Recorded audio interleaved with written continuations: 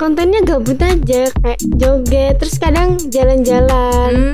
Dengerin ya, kalau kita mau beradaptasi nih, mau bergaul, kita tuh harus. Selamat datang di Talk with Skaga. Selamat datang di Talk with Skaga. Nah, kali ini kita kedatangan yang cantik-cantik banget nih, pakai kardigan kuning. Ada siapa sih di sini? Boleh perkenalan nama dan kelasnya? Perkenalkan, nama saya Sinta Ruby Anggraini dari kelas 10 Broadcasting. Oke, berarti masih baru masuk nih, masih seger-seger banget, masih cantik-cantik, masih imut-imut deh. Sebagai murid baru nih, aku mau tanya, kesan-kesan kamu pertama kali masuk SMK tuh kayak apa sih? Pertama kali senang, bahagia banget bisa masuk SMK yang dituju pertama.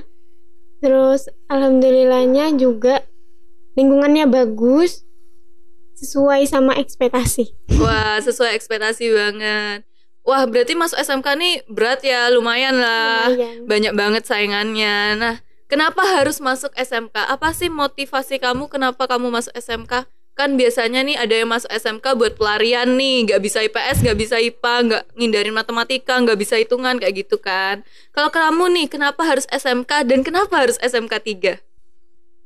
Karena awal emang minat di SMK dan kurang minat di SMA. Oke. Terus juga kenapa milih SMK Negeri 3?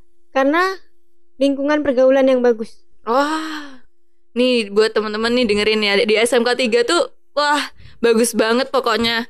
Nah, untuk kamu nih aku mau tanya, pastinya kan ada di masa yang kita adaptasi kan, apalagi udah di SMP 3 tahun, udah teman-temannya udah biasa, itu-itu aja. Nah, terus kamu pindah SMK, ketemu orang baru, semuanya baru, lingkungannya baru, guru-gurunya baru.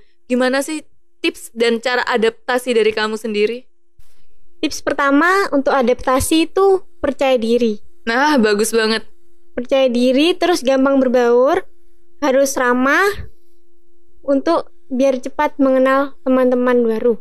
Nah, tuh dengerin ya, kalau kita mau beradaptasi nih, mau bergaul, kita tuh harus ngaca dulu nih ke diri kita. Kita nih udah oke belum, sudah percaya diri belum, sudah ramah apa belum.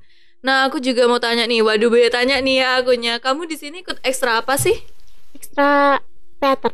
Teater. Wah, kita satu ekstra, nanti bisa ketemu lagi. Nah, juga dari SMP mau ke SMA, SMK.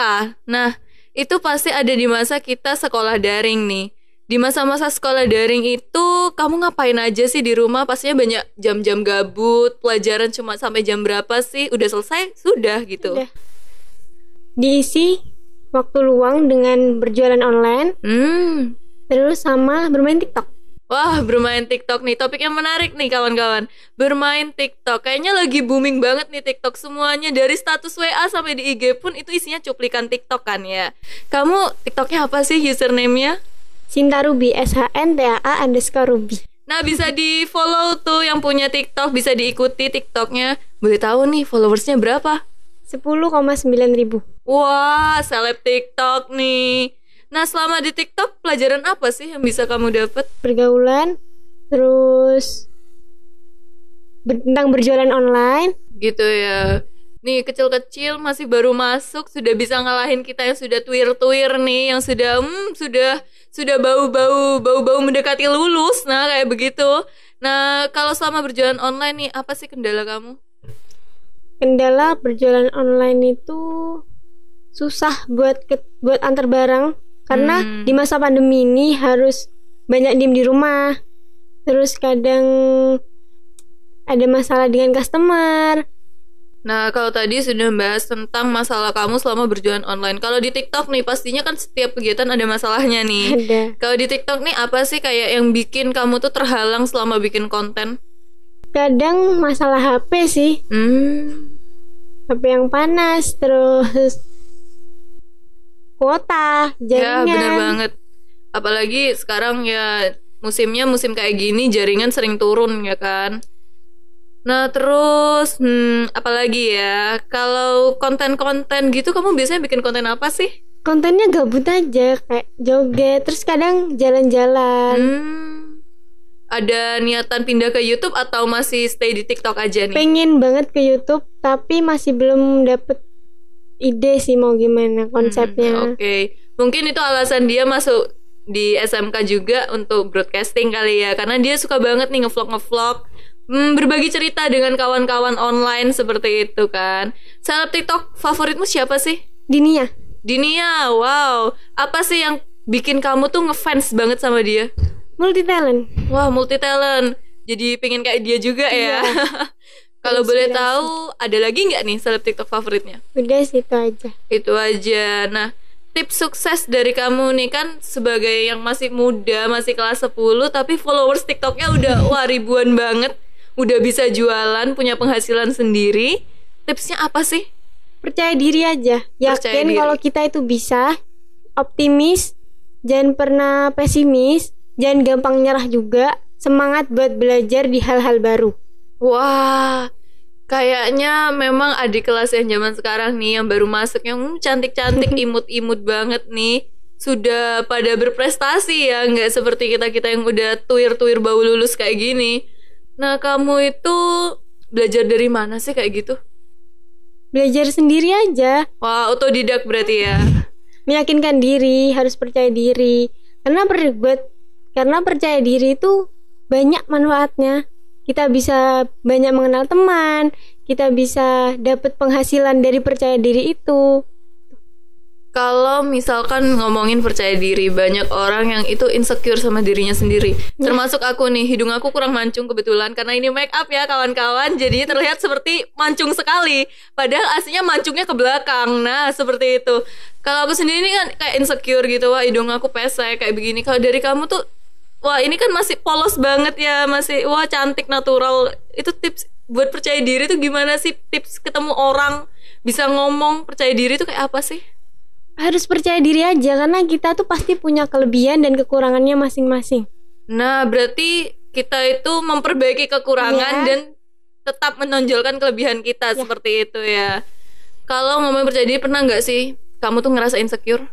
Pernah. Semua orang pasti ada di masa insecure itu. Oke, ada di masa insecure. Siapa sih yang jadi penguat kamu pas di masa insecure? Harus kuat diri sendiri sih. Diri sendiri harus kuat buat ngelawan rasa insecure. Karena rasa insecure itu pasti buat kita down, terus kurang bersyukur, juga pasti ngerusak banyak hal. Buat teman-teman di rumah nih, aku juga kepo. Satu kata dari kamu buat orang yang insecure. Lebih banyak bersyukur. Lebih banyak bersyukur. Wah, deep banget kayaknya ya Talk with Skaga kali ini. Lebih banyak bersyukur. Oke, itu adalah poin yang banyak makna bisa dipetik. Kalau kamu sendiri insecure, ngomongin lagi-lagi insecure nih, karena nggak habis-habis masa insecure. Apakah kamu itu pas pertama kali ngepost di TikTok merasa insecure juga? Pernah insecure karena kita balik lagi kita punya kekurangan sama kelebihan masing-masing. Kekurangan aku ada di kelebihan orang lain. Wah. Juga. Tapi balik lagi kita harus bersyukur. Kita punya kelebihan yang orang lain belum tentu punya kelebihan itu. Kalau kamu sendiri nih, bukannya sombong ya, tapi menyadari kelebihan diri sendiri itu juga penting kan? Menyadari kita punya apa itu juga penting, dan kita kurang apa itu juga penting. Kalau kamu, kelebihan diri kamu itu apa sih? Kelebihan aku lebih ke percaya diri aja. Kalau kekurangan, sesuatu yang harus kamu perbaiki dari diri kamu. Sesuatu yang harus diperbaiki mungkin apa ya? Ayo apa? Coba deh kamu ingat-ingat lagi. Semua orang kan punya kekurangan juga pastinya. Kalau aku sendiri, sesuatu yang harus aku perbaiki dari diri aku itu cara ngomong. Karena kebetulan nih kawan-kawan, cara ngomong aku itu memang tinggi banget nadanya dan sering bikin orang kayak, wah marah nih kayaknya, kayak gitu. Kalau kamu sendiri tuh gimana? Lebih ini sih, lebih kurang paham kadang kalau orang jelasin sesuatu. Berarti kurang konsentrasi. Nah, kurang konsentrasi. Selama ini masuk SMK sudah pelajaran ganjil genap. Konsentrasimu kayak apa di kelas? Alhamdulillah konsentrasi banget. Terus gampang buat lebih memahami materi. Terus jauh beda dari pelajaran daring. Dari SMP. Oke. Kalau dari daring tuh kamu gak sukanya apa sih? Gak bisa. Ya itu balik lagi. kurang bisa paham kalau daring. Berarti ini adiknya ini tipe-tipe yang harus dijelasin dulu Harus nih baru dijelasin paham. dulu. Gak bisa baca sendiri. Sama deh, kayaknya mayoritas orang kayak gitu, harus dijelasin dulu baru paham. Kalau nggak dijelasin kita ya apa sih kayak gitu kan.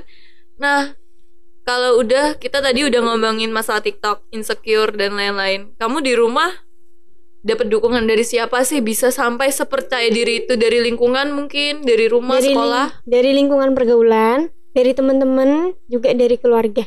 Wah, berarti dia kebetulan nih, bersyukur banget kan, dia itu tumbuh di lingkungan yang sangat sportif banget ke dia, yang sangat menghargai bagaimana dia gak pernah ngejudge kekurangan dia. Tapi namanya main TikTok ya, balik lagi nih kita ke TikTok, pasti ada aja hate comment yang muncul. Pasti ada. Aku sendiri nih yang cuma followers TikToknya cuma 100 sekian aja, itu pasti ada hate commentnya, apalagi yang sudah ribuan ya kan.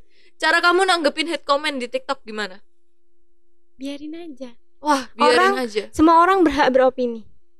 Bagus, poin bagus yang harus diambil pada hari ini. Semua orang berhak beropini, tapi opini orang itu tergantung bagaimana cara kita nangkepnya juga kan.